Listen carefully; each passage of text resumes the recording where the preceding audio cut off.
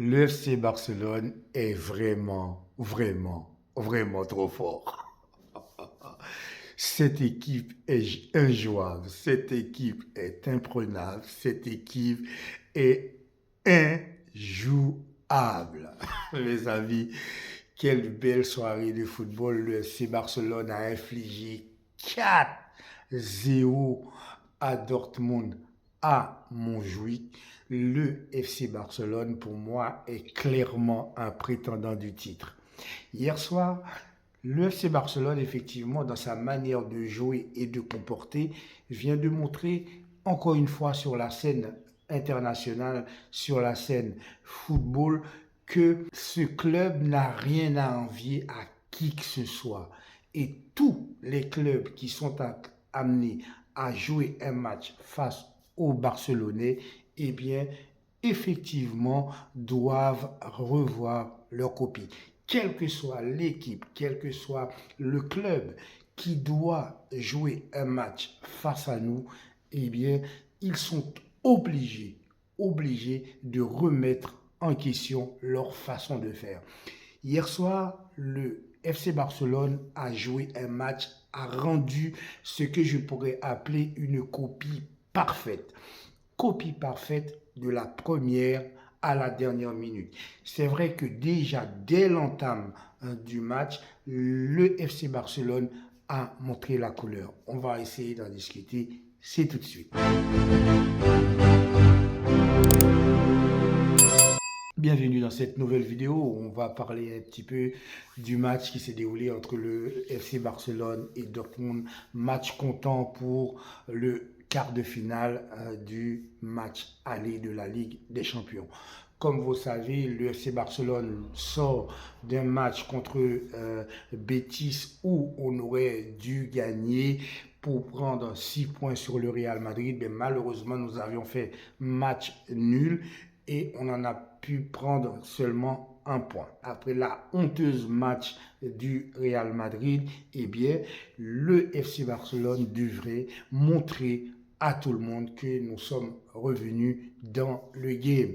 D'autant plus que le Paris Saint-Germain maintenant est clairement eux aussi un prétendant du titre. Il était important pour le FC Barcelone de taper du poing sur la table, de taper un grand coup pour dire voilà, cette Ligue des Champions, nous la voulons, cette Ligue des Champions, nous sommes prêts pour aller la chercher, quelle que soit l'équipe qui sera en face de nous, quelle que soit la situation qui va se poser en face de nous, eh bien, on va faire ce qu'il faut pour aller chercher ce titre.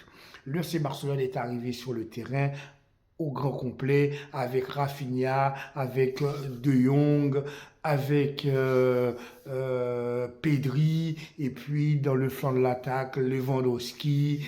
On a mis Firmino Lopez en 10, sur les côtés Baldé et Jules Koundé, les défenseurs centraux, Inigo Martinez, accompagné de Kourbassi. Match très sérieux, sans oublier bien sûr Lamine Yamal sur son côté. Ce joueur, on va en parler un petit peu après, ce qu'il est en train de faire dans le football. Lamine Yamal devait aller en prison parce que normalement, à son âge, il n'a pas le droit de faire ce genre de choses dans un match de football, d'autant plus à des adultes. Ce joueur est vraiment exceptionnel. Je sais que tous les superlatifs ont déjà été cités lorsqu'il s'agit de Lamine Yamal. Lamine Yamal est vraiment le joueur qui mérite sa place dans le top 3 du Ballon d'Or. Revenons donc pour ce match où le FC Barcelone a instauré un pressing d'une intensité mais vraiment exceptionnelle lors de ce match, à tel point que Dortmund n'a pas pu toucher la balle quasiment jamais dans les 15 à 20 premières minutes de ce match. Le FC Barcelone a commencé les hostilités avec un Lamine Yamal feu de tout bois qui fait des crochets, qui va déclencher les hostilités avec ce premier tir qui va être repoussé du gardien. Et je ne sais pas par quel miracle le gardien va sortir les deux frappes et ça va être toujours de 0-0. Et là, on a très bien vite compris, on a compris que le jeu du FC Barcelone, le jeu mis en place par Hansi Flick, c'est un jeu qui consiste à étouffer l'adversaire, c'est un jeu qui consiste à empêcher l'adversaire d'avancer, de reculer, etc. Tout simplement de le prendre au piège. Ça me fait penser un petit peu comme quand il y a des manifestations avec beaucoup de gens où les forces de police vont faire une espèce de nasse. Et dans cette nasse, eh bien, tu peux faire ce que tu veux, tu peux tourner en rond, eh bien, tu ne peux pas t'en sortir parce que tu es encerclé. Eh bien, c'est la même chose. Le FC Barcelone a tendu une nasse à Dortmund qui a empêché tout naturellement Dortmund d'avoir le ballon, Dortmund tout simplement de jouer.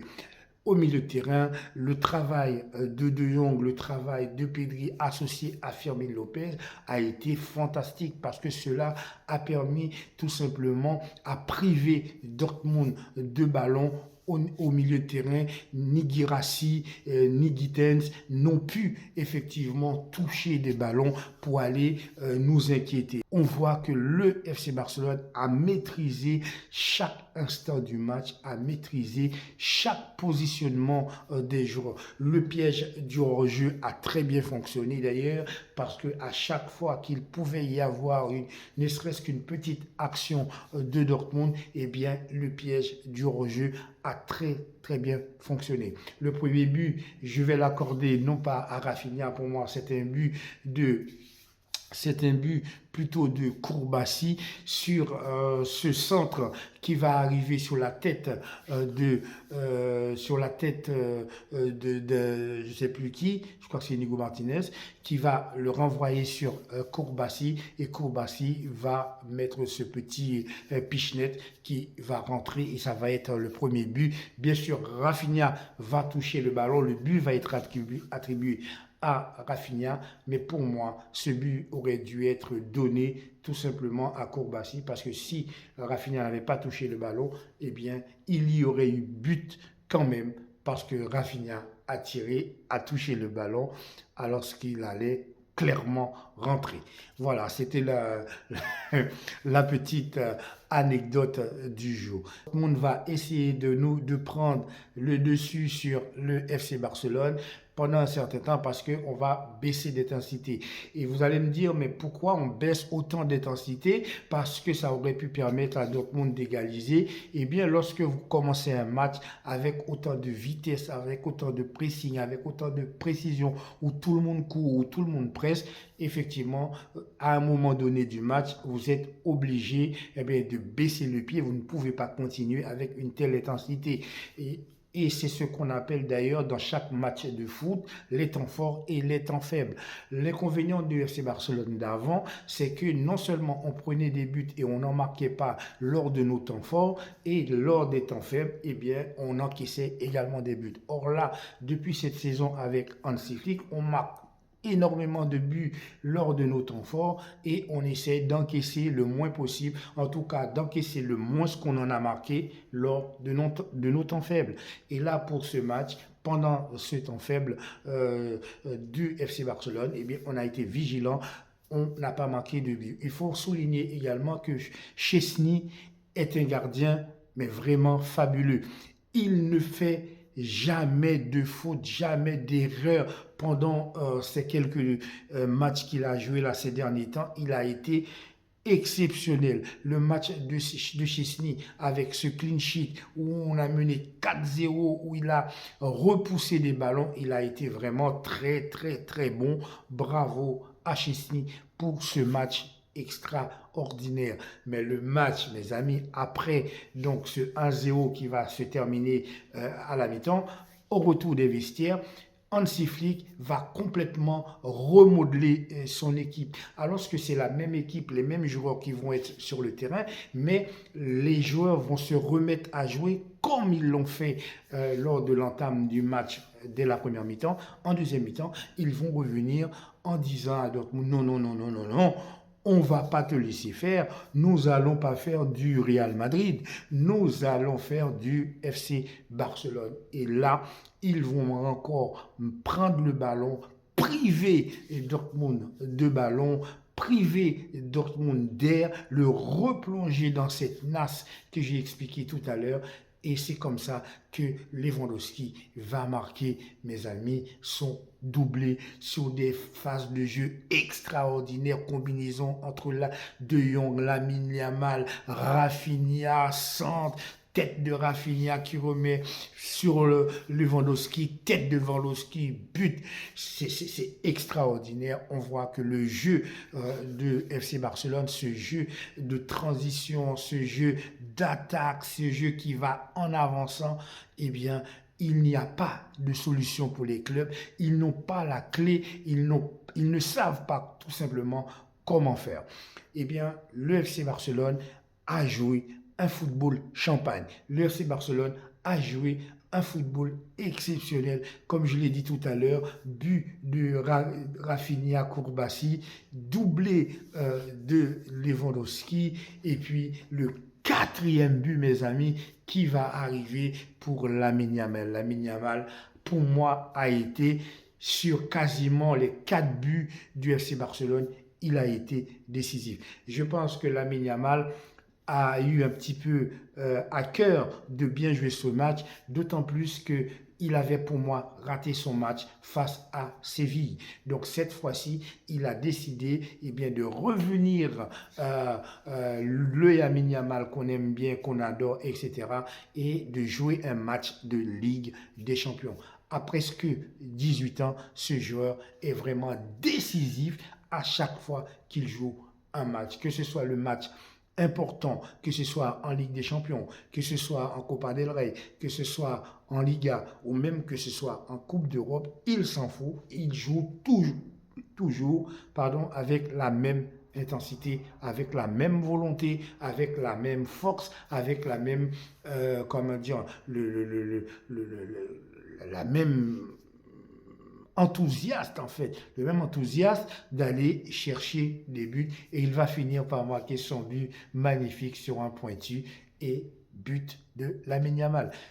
Le FC Barcelone a montré, démontré, approuvé, signé que nous sommes là pour gagner des titres cette année. Je ne sais pas si on va faire le triplé. J'ai fait une vidéo sur cela. Si vous ne l'avez pas vu, je vous encourage à aller le voir. On est clairement en phase pour gagner le triplé. Ligue des Champions, Liga et Champions. On est en phase donc, pour gagner ce triplé. Donc je disais Copa del Rey, Ligue des Champions et championnat. En tout cas, félicitations à Hansi Flick, félicitations au FC Barcelone pour ce match exceptionnel face à Dortmund. On est à 80%, 90% qualifiés pour les demi-finales. Demi-finales qu'on risquerait de jouer face à l'Inter de Milan qui a pris une avance effectivement sur le Bayern. Le Paris Saint-Germain, avec leur victoire 3-1 hier soir, est clairement en position également pour gagner cette Ligue des Champions. Ils font également partie des favoris pour cette Ligue des Champions. Voilà mes amis, c'est tout pour aujourd'hui. N'oubliez pas de liker, commenter. Prenez soin de votre famille, de tous ceux qui vous sont chers. Je vous dis à très bientôt sur le Carré Foot pour une prochaine vidéo. Ciao.